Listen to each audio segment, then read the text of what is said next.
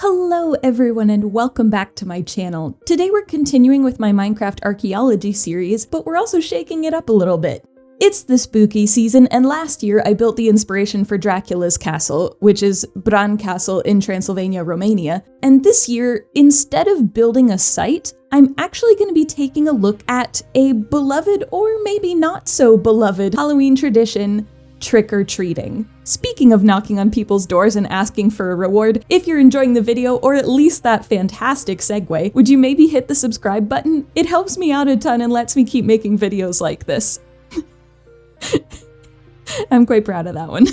Anyway, trick-or-treating is when people, usually children or teenagers, dress up in costumes and walk around to each house in a neighborhood on Halloween and say trick-or-treat. Most houses give out some form of bite-sized candy, though some might opt for something a little healthier. And actually, I remember that when I was growing up, there was one house that was like a 2 to 3 minute walk down their driveway, and that house gave out full-size candy bars to anyone who visited them. So some people opt for something a little healthier, and some people up the size of the reward, depending on how far away from the main road they are.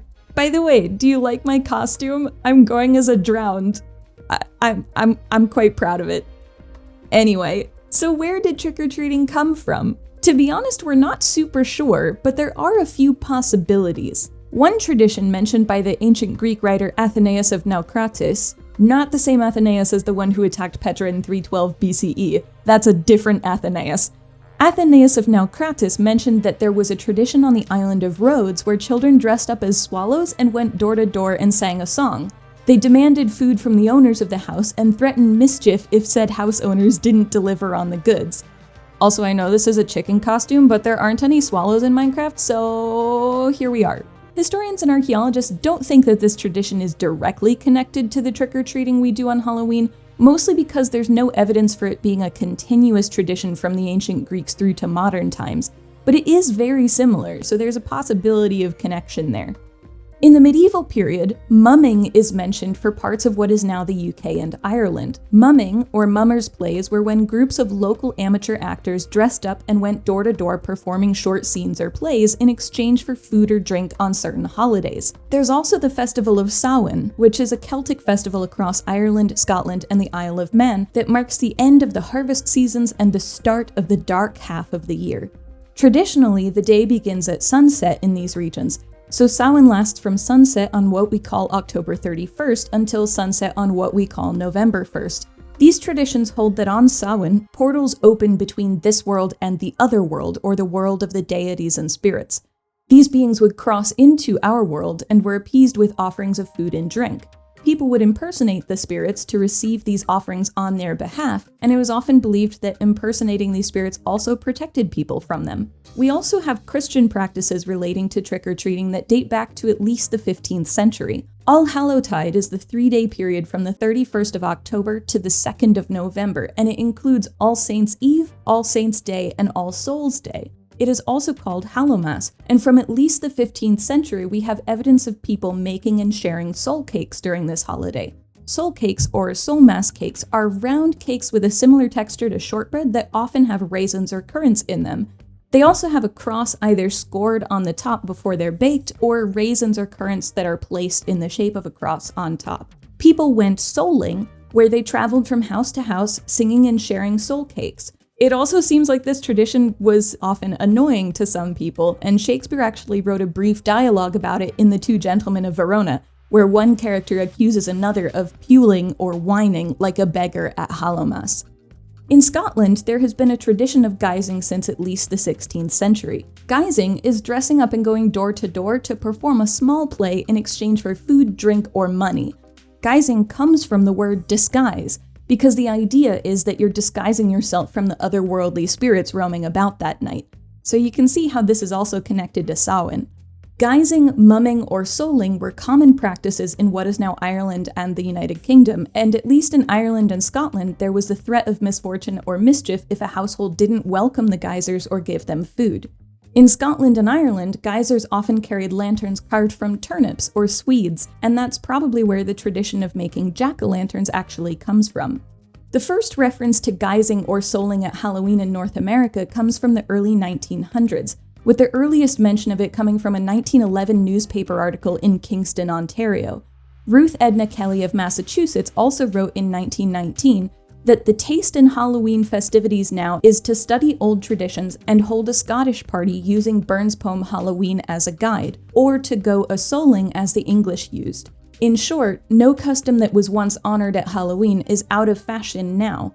All Halloween customs in the United States are borrowed directly or adapted from those of other countries.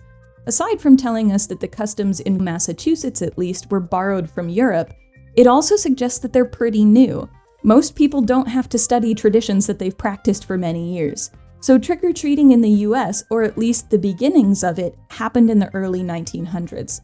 The actual phrase for trick-or-treat comes from central Canada.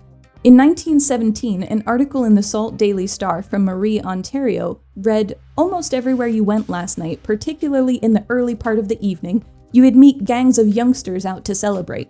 Some of them would have adopted various forms of camouflage, such as masks, or would appear in long trousers and big hats or with long skirts. But others again didn't.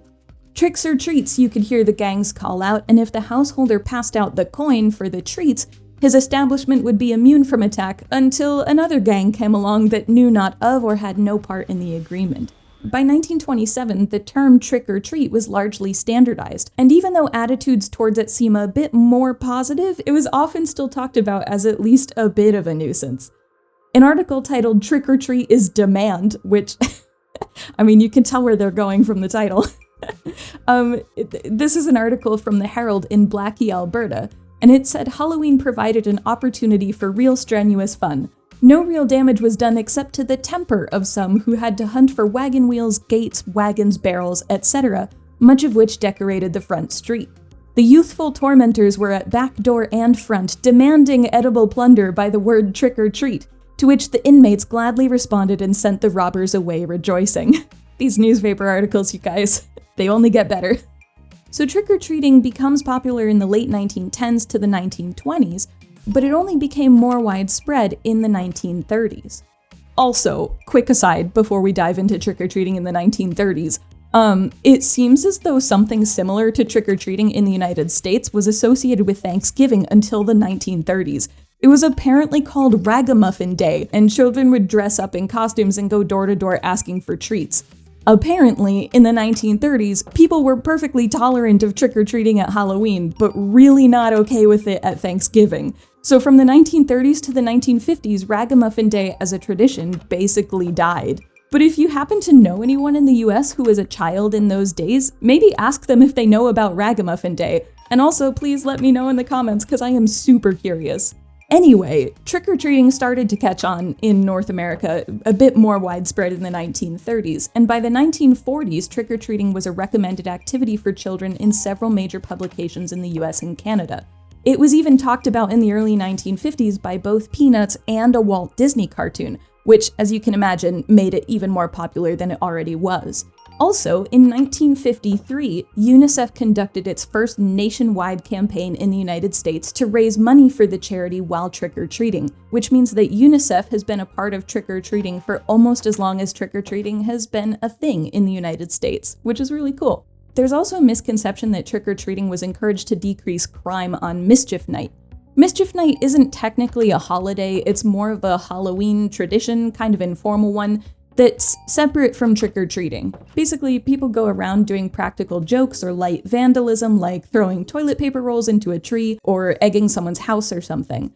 There's actually almost no evidence that trick-or-treating decreased mischief, and at least some adults in the 30s, 40s, and 50s felt that trick-or-treating itself was extortion. Actually, bringing back the newspaper articles, there are many letters to the editor from various newspapers across the United States in the 1930s, 40s, and 50s about trick-or-treating being blackmail. One from Spokane, Washington in 1935 says, "In plain fact, it is straight New York or Chicago graft or racket in miniature. Certainly it wouldn't be a good idea for youngsters to go in extensively for this kind of petty blackmail on any other date than Halloween. Neither police nor public opinion would stand for that." A letter to a newspaper in Fresno, California from 1941 reads, "As a mother of 2 children, I wish to register indignation at the trick-or-treat racket imposed on residents on Halloween night by the youngsters of this city. This is pure and simple blackmail, and it is a sad state of affairs when parents encourage their youngsters to participate in events of this kind. And another letter from 1949 in Washington, D.C. reads, "Another year has rolled around and the nightmare of having to put up with the trick-or-treat idea again fills me with dread." To be fair, all of these letters are fairly similar to what Shakespeare said about souling on Hallowmas in the late 16th century, so we could even say that adults getting annoyed at trick-or-treating is as much a part of the tradition as anything else. The term trick-or-treat wasn't common in Ireland or the UK until the 1980s, when its popularity grew because of the movie E.T.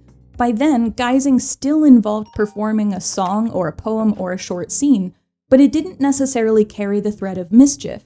The BBC actually called trick-or-treating, quote, "the Japanese knotweed of festivals." Japanese knotweed is an invasive species in Europe, so they're basically calling trick-or-treating invasive and unwelcome.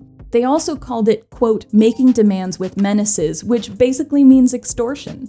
The general feeling was that with Geysing or souling, children had to perform for a reward, whereas trick-or-treating asks for a reward without any performance, and potentially makes a light threat of mischief if you don't pay up.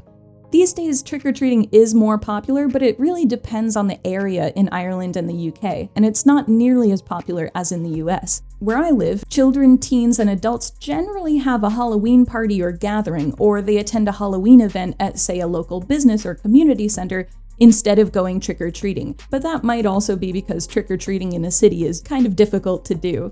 And that's it for the history of trick-or-treating. If you enjoyed the video, please feel free to like, comment, or subscribe down below. Also, since this is a Minecraft archaeology video, if you'd like the schematic for the trick-or-treat houses, you can get access by becoming a member on Ko-fi. And if you're wanting more Minecraft archaeology goodness in your life, I stream twice a week on Twitch, and I have a Discord server.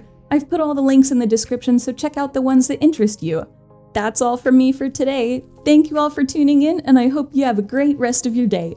And happy Halloween! Bye!